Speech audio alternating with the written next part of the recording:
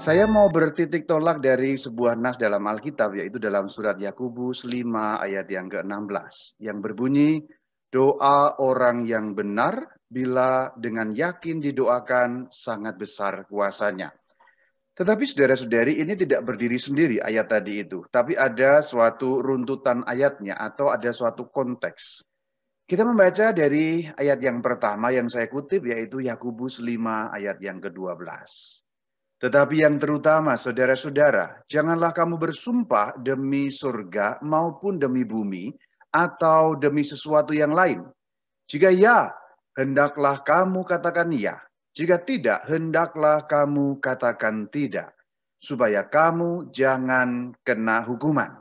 Berarti, kuasa doa itu tidak datang dengan sendirinya. Kuasa doa itu bukan hanya kuasa kata-kata. Kuasa doa itu bukan hanya suatu tumpukan kata-kata belaka.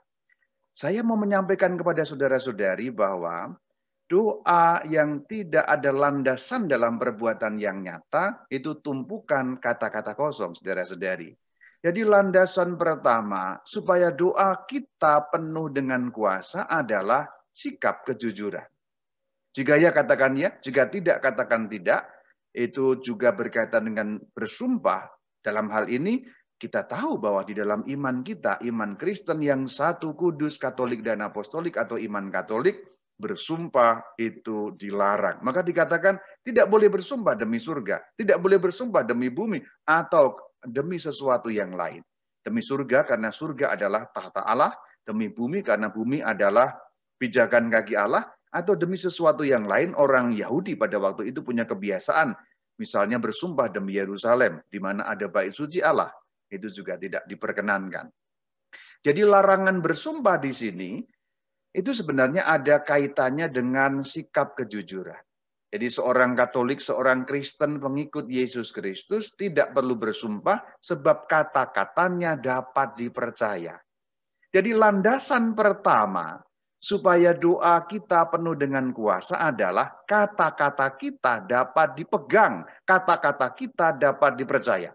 Jika kita pengen doa kita penuh dengan kuasa, maka alat yang mengeluarkan ini, dalam arti fisik berarti adalah lidah kita, bibir kita, mulut kita, juga perlu dibiasakan, tanda petik, dibiasakan untuk dapat dipercaya. Kalau lidahmu licin, tidak dapat dipercaya kayak belut, apakah lidah yang sama mampu penuh dengan kuasa ketika mengucapkan doa-doa? Tentu sulit, saudara. Landasan yang pertama adalah seperti itu. Kuasa doa itu harus ada latihannya. Dan latihannya justru bukan pada saat kita berdoa itu sendiri, tapi latihannya justru dalam kehidupan sehari-hari. Ketika kita mempergunakan bibir kita, lidah kita, ya katakan ya, tidak katakan tidak. Yakobus 5 ayat 13, maju satu ayat. Kalau ada seorang di antara kamu yang menderita, baiklah ia berdoa. Kalau ada seorang yang bergembira, baiklah ia menyanyi. Nah, ini apa maksudnya? Ini kalau hanya diterima begitu saja, kayaknya artinya hanya sepele. Tetapi ini harus menggunakan ilmu penafsiran Alkitab sehingga kita dapat mengerti apa yang dimaksud dalam firman Tuhan, Yakobus 5 ayat 13 ini. Baik dalam untung, baik dalam malang, kita perlu selalu berkontak dengan Tuhan sendiri. Itu yang mau disampaikan. Maka kalau mau dirumuskan dengan kata-kata yang lain, ayat ini berbunyi, kalau ada seorang yang menderita, baiklah ia mengadu kepada Tuhan. Kalau ada seorang yang bergembira, baiklah ia juga mengadu kepada Tuhan. Contoh yang luar biasa dapat kita buka dalam Alkitab, yaitu kitab Ayub. Kitab Ayub menceritakan bagaimana Ayub di tengah penderitaan, dia tidak kehilangan iman kepada Tuhan. Dalam penderitaan dia tetap punya iman kepada Tuhan. Bahkan dia bisa mengatakan, Tuhan yang memberi, Tuhan yang mengambil, terpujilah nama Tuhan. Jangan ngambekan, jangan baperan kepada Tuhan. Sebab kadang-kadang kita ini juga baperan kepada Tuhan. Ada apa sedikit pundung kepada Tuhan. Ada apa sedikit ngambek kepada Tuhan. Ayat 14. Ini kunci yang ketiga supaya doa kita penuh dengan kuasa. Yaitu menyatukan diri dengan gereja. Kita baca dalam Yakobus 5 ayat 14. Kalau ada seorang di antara kamu yang sakit, baiklah ia memanggil para penatua jemaat, supaya mereka mendoakan dia, serta mengolesnya dengan minyak dalam nama Tuhan. Maka kalau engkau mau penuh dengan kuasa dalam doa-doamu, jangan pernah meninggalkan gereja, jangan pernah menyepelekan sakramen-sakramen gereja. Sakramen-sakramen gereja, dari ketujuh sakramen yang sangat luar biasa, tentu saja sakramen Ekaristi. Dan Yakobus 5 ayat 14 memberi penegasan yang kuat sekali, bahwa kuasa doa terkait dengan sakramen-sakramen gereja. Sebab ketika engkau menerima sakramen tobat, jiwamu yang merah seperti kirmisi diputihkan menjadi seperti salju, saudara. Hanya orang yang penuh dengan rahmat Tuhan, doanya penuh dengan kuasa. Dan itu hanya mungkin dengan sakramen gereja. Pengampunan dosa dengan sakramen tobat, dengan rekonsiliasi. Menyatu dengan Sang Kristus dengan sakramen Ekaristi. Itu saudara. Yang ketiga, kuasa doa dibangun dengan eratnya kita dengan sakramen-sakramen gereja. Tidak mungkin terlepas, terpisah dari gereja. Maka dikatakan, Yakobus 5 ayat 14, baiklah ia memanggil penatua jemaat tadi gereja. Bukankah bisa doa sendiri? Ya bisa. Tetapi ayat ini mau memberitahu kita, keterkaitan kita dengan gereja tak mungkin bisa dilepaskan. Yakobus 5 ayat 15. Dan doa yang lahir dari iman akan menyelamatkan orang sakit itu. Dan Tuhan akan membangunkan dia. Dan jika ia telah berbuat dosa, maka dosanya itu akan diampuni. Nah, di sini lahir dari iman. Iman berarti bukan orang yang mudah terombang-ambingkan. Iman berarti keyakinan. Itu seperti Petrus yang berjalan di atas air, pas bagian awalnya itu penuh dengan iman. Tapi ketika Petrus mengetahui ada angin yang bertiup, dia menjadi ragu-ragu, saudara. Dan ketika dia menjadi ragu-ragu, tenggelamlah dia. Maka di situ doa yang penuh dengan kuasa, atau kalau kita mau doa kita penuh dengan kuasa, maka perlu ada keyakinan, ada iman. Seperti yang dijelaskan dalam surat Yakobus pertama, ayat yang ketiga dan ayat yang keenam. Kita membaca sama-sama.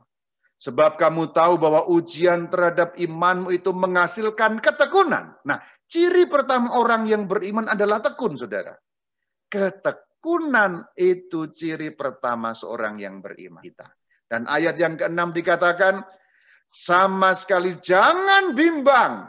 Sebab orang yang bimbang sama dengan gelombang laut yang diombang-ambingkan kian kemari oleh angin. Persis seperti gambaran yang kupakai tentang Petrus yang berjalan di atas air, ketika ada gelombang sedikit angin bertiup, dia diombang-ambingkan tenggelam, yang melambangkan kemudian juga tidak ada kekuatan iman di sana dari Santo Petrus, padahal Kristus ada di sana. Tekun itu seperti apa? Ketika doamu terjawab, tetap berdoa. Ketika doamu tidak terjawab, tetap berdoa. Ketika doamu seperti sepi, tetap berdoa. Itu diteladankan Santa Teresia dari Kalkuta. Dalam masa yang panjang bahkan dia merasa doanya sangat sepi dan seringkali merasa doanya tidak dijawab Tuhan. Tapi apakah dia berhenti berdoa? Tidak, tekun. Maka inilah landasan yang keempat, yaitu doa penuh dengan iman. Orang yang beriman tidak bimbang. Tapi ketika dia mengalami bimbang, kuncinya tekun. Ketekunan itu mampu mempertahankan kekuatan iman kita. Sebab hanya orang yang tekun, maka kebimbangannya dapat dieliminasi. Ketika Anda bimbang dan Anda tidak tekun, maka kebimbangan itu makin menguasai terus hari demi hari, makin bimbang, makin ragu, makin bimbang, makin ragu. Tapi ketekunan itu dapat membimbing kita pada kekuatan. Sebab hanya orang yang tekun dapat terus bertahan meskipun di tengah kebimbangan imannya. Lalu, apa yang dimaksud dengan iman, saudara-saudari? Iman itu juga dijelaskan di dalam surat pertama Yakobus ayat ke-7 dan ayat ke-8. Orang yang demikian itu apa yang dimaksud? Yang bimbang. Janganlah mengira bahwa ia akan menerima sesuatu dari Tuhan. Ingat bahwa Tuhan hanya memberi sesuatu kepada orang yang tidak bimbang. Ketika Petrus tidak bimbang, dia berjalan sukses di atas air. Ketika bimbang, dia tenggelam, saudara. Ayat 8 bagus sekali. Orang yang mendua hati tidak akan tenang dalam hidupnya. Berarti ciri orang yang kedua yang beriman adalah tidak mendua hati. Apa artinya mendua hati? Mengandalkan kekuatan sendiri, atau malah kadang mengandalkan kekuatan manusia, atau malah lebih parah lagi, kekuatan-kekuatan jahat. Apa itu mendua hati contohnya? Sangat gampang. Ini belum lama Imlek ini ya, belum lama Imlek. Saya memberi contoh. Saya tidak untuk orang Tionghoa saja, tapi ini sebenarnya berlaku untuk semuanya. Ketika Anda sudah beriman kepada Kristus Tuhan, tapi Anda masih meramal, itu Anda mendua hati saudara. Ketika Anda memulai usaha, tidak cukup hanya dengan doa, Anda kemudian memantra-mantra itu, usaha Anda supaya laku dan sebagainya, dengan penglarisan apapun, paranormal, itu mendua hati saudara. Jadi doa Anda tidak mungkin penuh dengan kuasa kalau Anda mendua hati. Mendua hati berarti tidak yakin Tuhan satu-satunya yang mampu. Ini gampang diucapkan. Wah, aku percaya pada Tuhan. Hei, hei, hei. Apakah kepercayaan itu sungguh-sungguh mendarat dalam kehidupan Anda? Coba lihat saja. Coba lihat ke kedalaman hati Anda dalam praktek kehidupannya. Apakah Anda mendua hati? Apakah Anda masih mendatangi tukang ramal ini, tukang ramal itu? Kuasa kegelapan ini, kuasa kegelapan itu. Itu bagian-bagian mendua hati, menyembah Allah yang lain, yang berarti melanggar perintah pertama, satu-satunya Allah yang harus disembah, saudara. Nah, itu artinya iman. Orang beriman tidak bimbang, orang beriman tekun, dan orang beriman tidak mendua hati. Maka orang yang doa yang lahir dari iman berarti apa? Doa yang lahir dari pertama, ketekunan, dua, tidak ada kebimbangan, tiga, tidak ada mendua hati. Itu yang dimaksud dalam Yakobus 5 ayat 15 tadi. Doa yang lahir dari iman. Kalau dirinci ada 3 bagian, dan itu dijelaskan dalam firman Tuhan, surat Yakobus pada bab yang pertama, ayat 3, ayat 6, ayat 7, ayat 8, saudara. Kemudian yang berikutnya, Yakobus 5 ayat 16. Karena itu hendaklah kamu saling mengaku dosamu, dan saling mendoakan supaya kamu sembuh. Ini yang kita kutip bagian awal tadi, doa orang yang benar, bila dengan yakin didoakan, sangat besar kuasanya. Dan keyakinan mengenai doa yang sangat besar kuasanya itu harus diawali dengan saling mengaku dosamu. Ayat ini punya 2 makna. Yang pertama, saling mengaku dosamu dalam arti adalah saling memberi maaf. Ketika ada orang yang bersalah, gampang memaafkan, tidak mudah terluka hatinya, tidak mudah lekas pundung hatinya.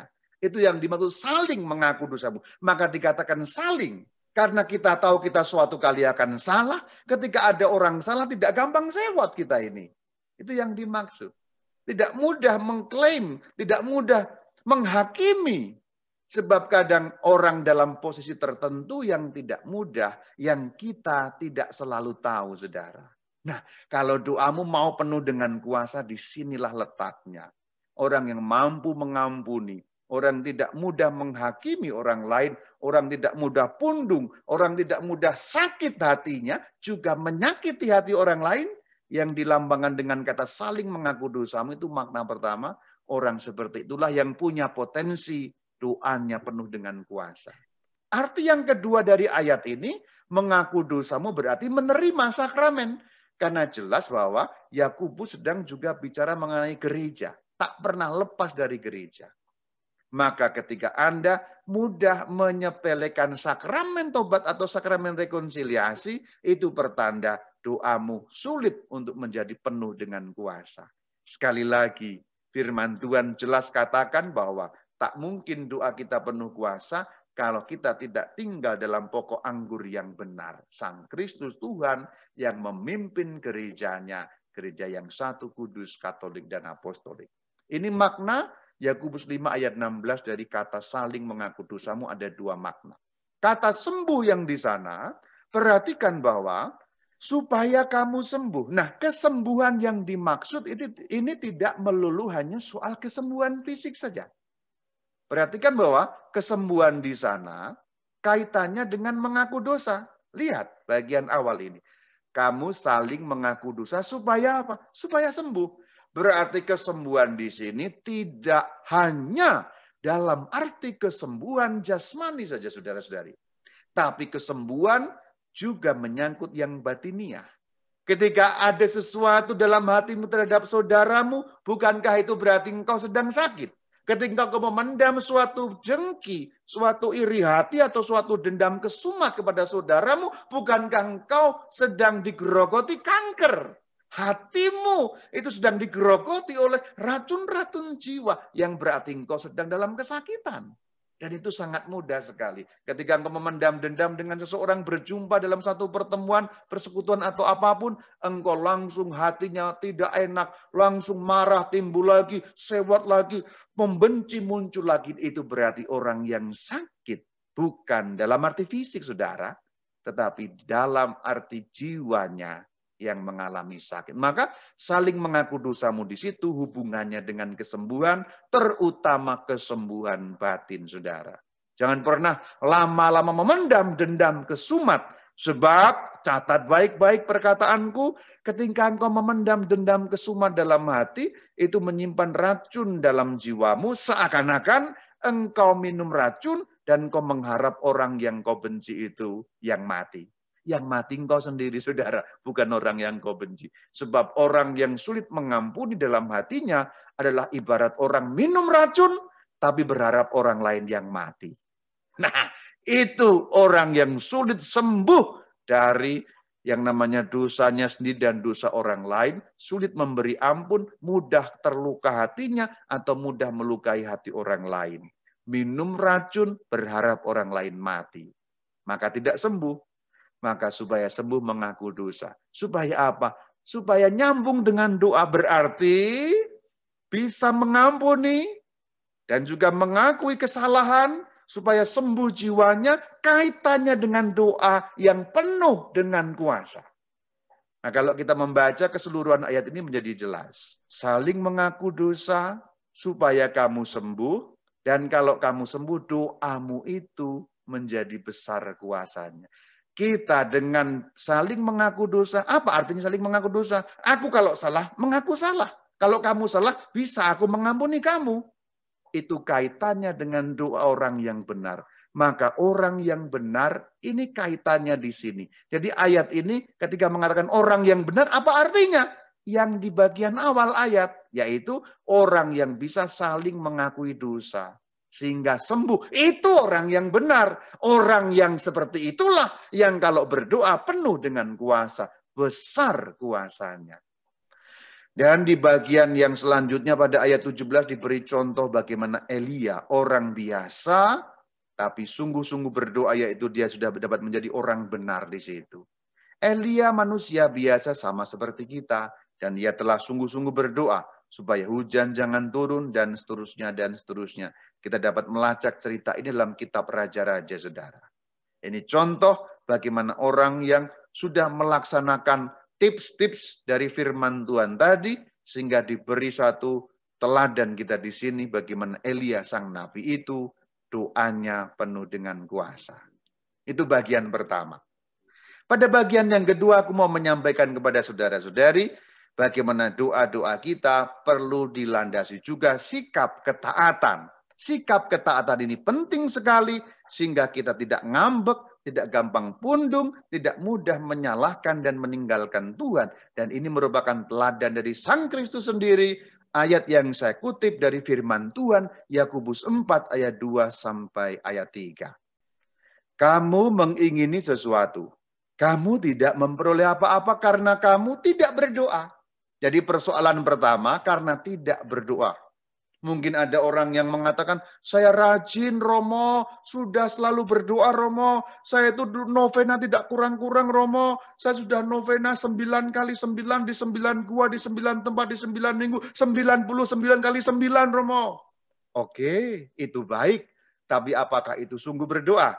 Dan di sini saya mau mengajarkan kepadamu, saudara-saudari, dua hal yang berbeda ketika kita bicara mengenai doa. Ketika Anda berdoa, terutama doa-doa yang bersifat rumusan, ya, novena dan macam-macam doa-doa yang ada rumusan bakunya itu, kadang-kadang orang tidak sadar bahwa dia tidak berdoa, tetapi hanya mengucapkan rumus-rumus doa. Ini yang dimaksud dalam firman Tuhan Yakobus 4 ayat 2. Kamu tidak memperoleh apa-apa karena kamu tidak berdoa. Berdoa, Romo, sudah berdoa. Tidak. Itu Anda kemungkinan sedang mengucapkan rumus-rumus doa. Dan yang bisa menyadari hal ini adalah Anda sendiri, saudara-saudari. Orang lain tidak bisa mengetahuinya. Hanya Anda sendiri dan Allah yang tahu apakah engkau sungguh berdoa atau tidak. Ingat baik-baik, dalam kaitan dengan doa ada dua hal yang perlu engkau ingat, saudara-saudari. Orang bisa betul berdoa, atau yang kedua, hanya mengucapkan rumus-rumus doa. Berdoa itu ya betul, rumusan itu membantu. Masuk dalam jiwa, masuk dalam hatinya dengan kesungguhan yang di bagian awal saya jelaskan tadi. Tapi orang mengucapkan rumus doa sama-sama selesai. Doanya selesai. Tapi itu hanya seperti kata-kata kosong dan hampa. Orang yang tampaknya berdoa tapi tidak sungguh berdoa, hanya mengucapkan rumus-rumus doa, sesungguhnya tumpukan kata-kata. Maka doanya tidak penuh kuasa. Inilah yang dimaksud firman Tuhan Yakobus 4 ayat 2, kamu tidak berdoa. Lahiriah berdoa, tapi sesungguhnya itu hanya rumusan, maka tidak berdoa. Karena hanya mengucapkan rumusan-rumusan doa. Formula-formula kata-kata saja. Ayat yang ketiga, ada juga yang dimaksud dengan salah berdoa ternyata. Yuk kita baca sama-sama. Atau kamu berdoa juga, tetapi kamu tidak menerima apa-apa karena kamu salah berdoa. Ternyata Alkitab mengatakan kepada kita, ternyata ada orang yang salah berdoa. Yang tadi tidak berdoa, kata-katanya kosong. Kalaupun berdoa, dalam ayat 3 dikatakan, atau kamu berdoa tetapi tidak mendapat apa-apa karena kamu salah berdoa. Doa kok ada yang salah ya pastor? Ada. Alkitab katakan kalimat lanjutannya, sebab yang kamu minta itu hendak kamu habiskan untuk memuaskan hawa nafsumu. Berarti keinginan yang tidak selaras dengan kehendak Allah sendiri. Itu yang dimaksud salah berdoa. Salah berdoa artinya apa? Artinya keinginanku tidak selaras dengan kehendak Allah sendiri. Dan biasanya dalam bahasa sehari-hari itu namanya doanya tidak dikabulkan. Kalau tidak dikabulkan, kemungkinannya kan ngambek ya, pundung ya. Padahal kita perlu belajar dari Sang Kristus, saudara. Apakah Sang Kristus pernah tidak dikabulkan doanya? Pernah, kalau ukurannya adalah keinginan Sang Kristus. Ketika kita melihat Lukas 22 ayat 42, kita lihat. Ya Bapakku, jikalau engkau mau, ambillah cawan ini daripadaku, tetapi bukanlah kehendakku, melainkan kehendak-Mu lah yang terjadi. Sang Kristus inginnya apa? Cawan ini diambil, cawan ini berlalu. Cawan artinya penderitaan.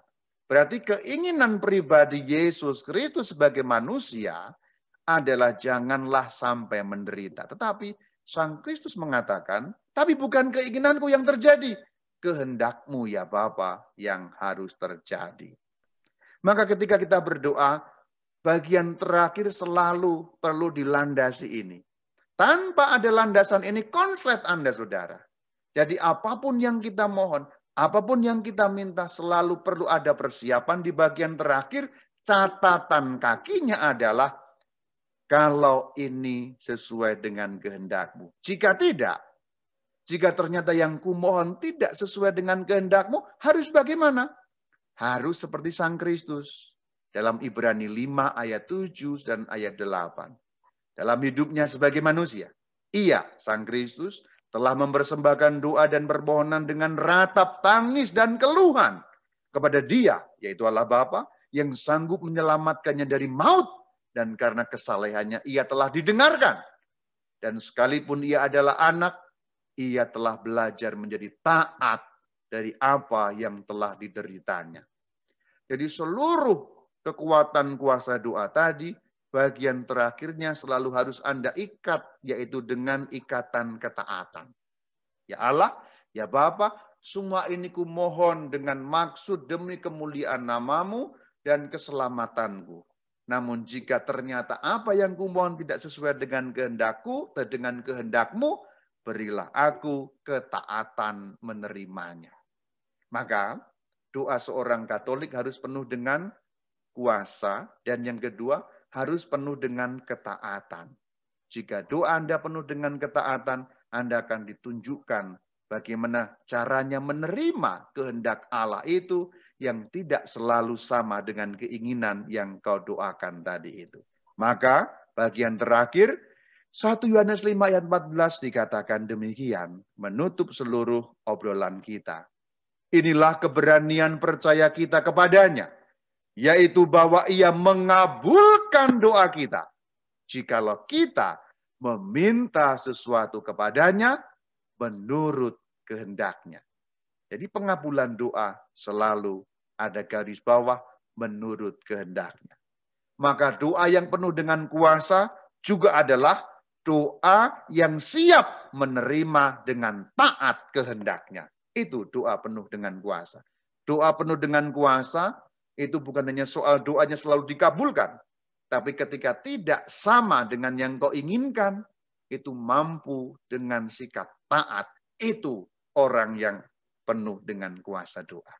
Semoga obrolan sederhana dalam kupasan-kupasan Alkitab firman Tuhan ini sedikit membantu mencerahkan iman kita. Kita berjuang, saya berjuang, kau berjuang. Yang tidak gampang adalah bagian terakhir ini untuk taat menurut kehendaknya.